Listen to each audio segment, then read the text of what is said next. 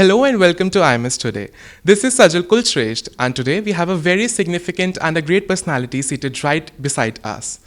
UPSC second rank holder 2021, an IAS posted as Joint Magistrate in Meerut, Ms Jagriti Awasthi. Coming to you, ma'am, we welcome you very warm-heartedly.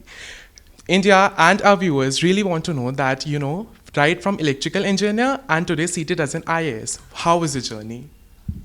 Thank you for having me at IMS.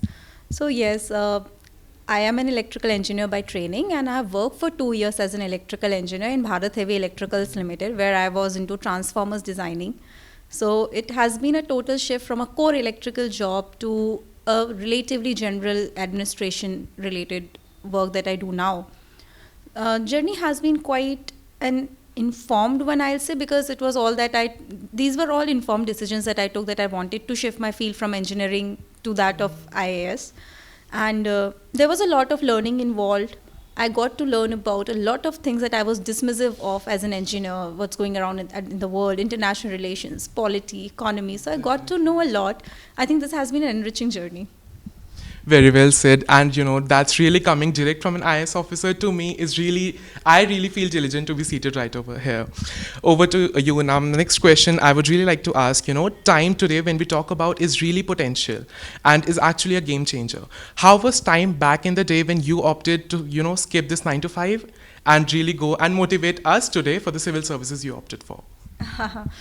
So see, as you said, the time is changing, technologies are getting disruptive. We are moving at breakneck speeds, and the one who falls back is the one who remains away from this developmental process. So this 9 to 5 mentality has to go. We have to work towards giving our best wherever we are. And 9 to 5 jobs are actually no longer the rule. The work from home has emerged as an alternate option where people can have flexible work timings. More emphasis is being put on the deliverables, what you deliver, the output that you give, whatever work you do. So it's more about the output that you can create, the kind of value that you add to your job. So it's no longer just sitting at the desk, doing something or nothing and just getting away with it. It doesn't work anymore. We need to come up with our own knowledge, our own skills, to make sure that we do not become irrelevant to the existing economic ecosystem. Well, definitely, I would like to add on to what you said. That's definitely not the culture we are supposed to go into, like being me from the Gen Z that we are actually into.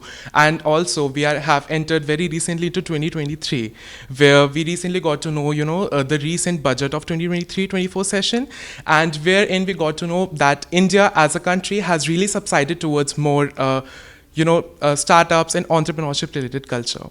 Very well said. And moving on to the very next question, ma'am, you said like it's really relevant to, turn from a job seeker to a job creator. What do you want to say, or what do you want to add on to that? See, when I was in college, specifically in my final year, the only thought that would be constantly traumatizing me was whether I'll end up with a job or I won't. And this is something that happens with every child who is in the final year of her degree. So as long as we are looking at the opportunities created by others, we are going to struggle because we are chasing things.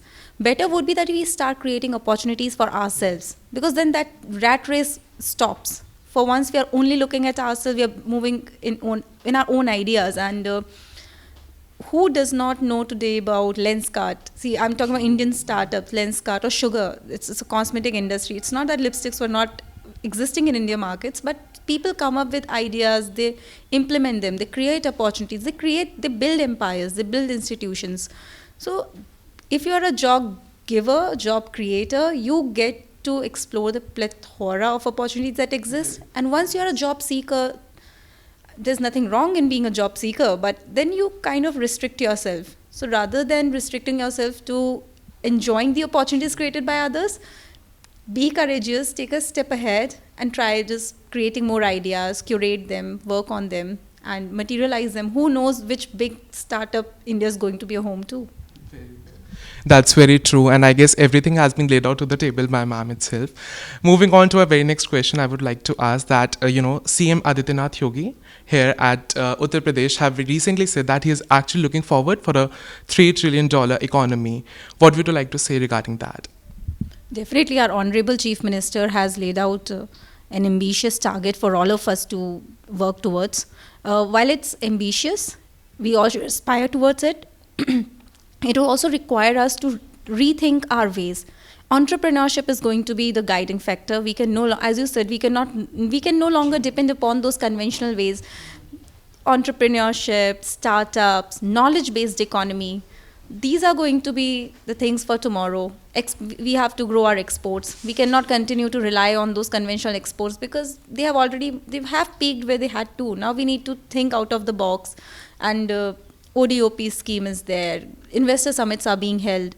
All this is meant to invite people with their ideas, to help them build new systems, and that would take us towards $3 trillion economy.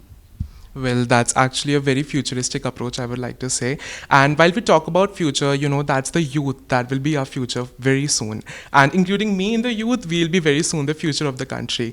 I would really like to ask, ma'am, like youth these days are actually moving towards more digitalization. And India, is actually moving towards that as well. Anything you would like to add on to the same? I think all of us together are moving towards a digital world.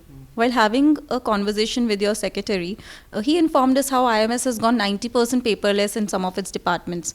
So this is where we are going to head in almost every aspect of our life. Ever since UPI has come, how many of us care to go to the ATM that often as we used to?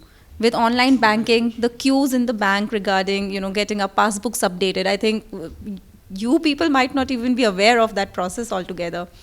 So digitalization is going to occur. It is going to provide us new opportunities only if we are ready to grab onto those. So we need that upskilling. We need to be updated with the new technologies that are coming, be it AI, be it big networks or whatever, big data, neural networks. We need to be aware of all of those. If we are skilled enough, if we are ready for future digital revolution that has already started, it's only going to be a harbinger of more development and a better quality of life for all of us.